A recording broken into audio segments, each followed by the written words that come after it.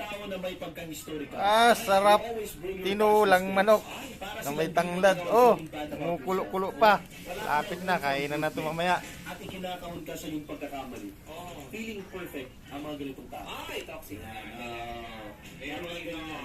Tingin niya nandun. Mag-comment kayo. Ay, ng ugali. Siyempre. Ganun lang. Siyempre, isa na po ang nagsisigaw. Yummy, yummy, yummy, yummy. Ang ulam namin. Yummy, yummy. Yummy, yummy. Yummy, yummy.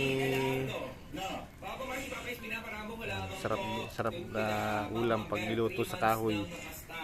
Yung alak, baka wala nang lasa yun, sayang naman. Nasa lamesa niya lang po. Siguro, ito na siguro yung tamang hingin ko sa birthday Mapaw ko. kaya tinanggal yung takip. Sayang sabaw. Hindi ang anak habang tumatagal. Sayang sabaw eh. Alam mo kapag mayroong mga babad, diba? Yes, yung mga flavored na alak. Ang flavor niya, itinubuan. Grapes, ganyan. Sa amin, ahas.